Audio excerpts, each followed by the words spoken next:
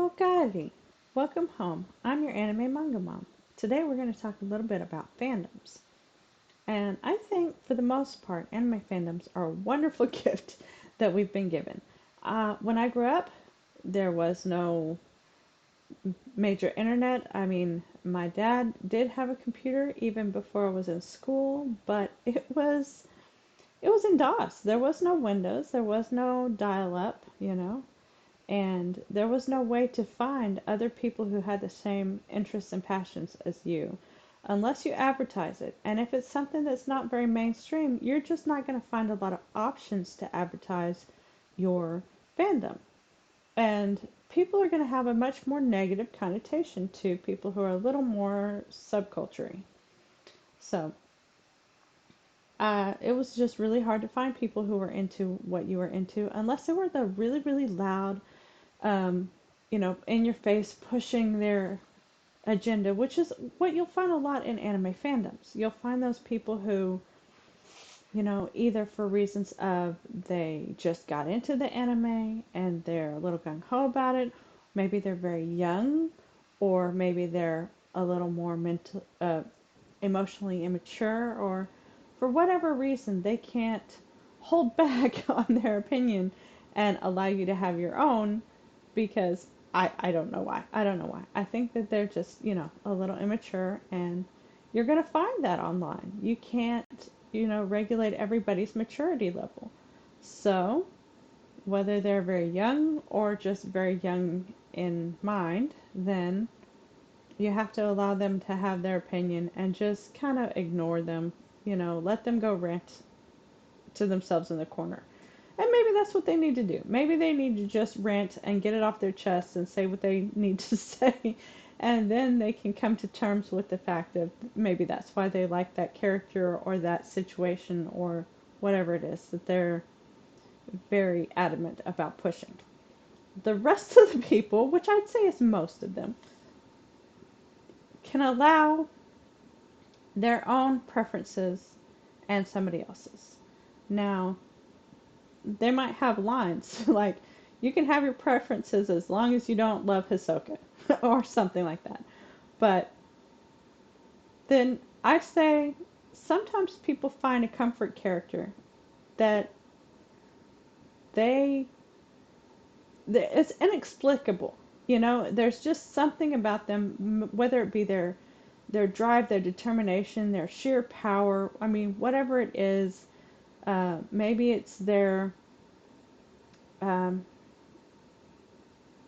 their outlook on life that you're like, oh, if you didn't twist that evil, that would be a great outlook on life.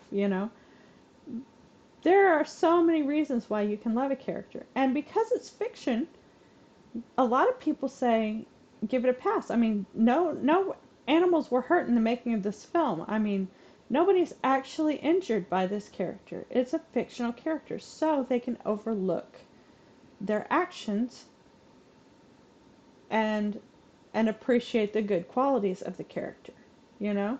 And I think that's one of the benefits of having a fictional character is you can, in your mind, go over their philosophies and their viewpoints and their actions and kind of spin off and create your own headcanons.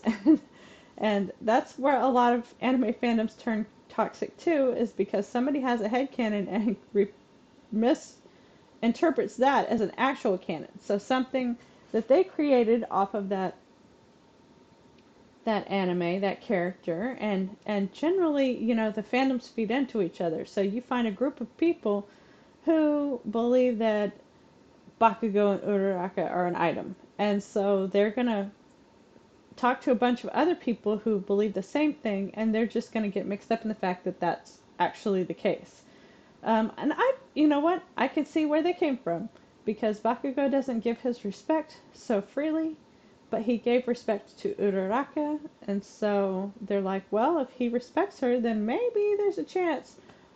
But she's just a nice person, and she doesn't have any reciprocating feelings for Bakugo.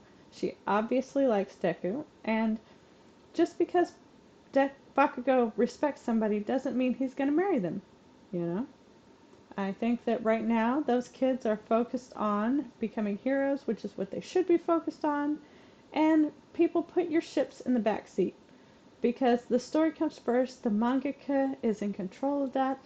Do not tell the mangaka what to do with his story, his or her story, because they have an idea, they have a goal, they have written characters that you love and situations that you love, which is why you are a fan of this. So allow them their creative license and just go along for the ride. If you have your own story ideas, then please do a fan fiction, do a spin-off, write it for your own benefit, get it out on paper. Maybe it'll inspire you to write your own story one day. And but don't push your own ideas on other people, and I think that's the big takeaway for what can go wrong in a fandom. As you have an opinion, you have a favorite character, you have a situation that you love, you have a fictional idea of what happened in a show, or whatever it is your viewpoint. You cannot push that on other people. You cannot disallow them to have a favorite character because it is your favorite character and you can't share. You can't just disallow them to have a favorite character because you can't stand that character and nobody should like them. I'm just saying, allow everybody to have their own reasons for connecting to a character, their own reasons for enjoying maybe a wholesome moment or maybe a really exciting, you know, pivotal moment. Maybe you really like those. Maybe somebody else likes everybody's got their own opinions. Everybody's got their own preferences. I might really love um, shonen, but you know what? The battle scenes, except in Demon Slayer, I could just skip a lot of these battle scenes, but sometimes they're very, very uh, necessary to the story. The battle scenes are. And usually, at the end of the battle, you have worked through something, which I really appreciate. Because it doesn't necessarily have to be a physical battle. It could just be a battle with yourself, with your own ideals, with somebody else's ideals, and you're trying to really evaluate that. And that can feel like a battle without the punches and kicks. But I'm just saying that everybody gets something out of anime. Maybe something that they're missing in their life. Maybe something that they feel nostalgic about. Maybe just an aspect of themselves that they just either don't have or don't want to express or don't like to express. But they find it cathartic watching somebody else go through that situation. So, for whatever reason you love anime, that's great. Whatever comfort character is your favorite. Be they a comfort character because they challenge you or because you really do find a sense of security and comfort in them, whatever purpose you love this medium, then you express that however you want, but not everybody has to agree. And alright, well, I'll see you in the next fandom, and remember, don't push your ideals on anybody else.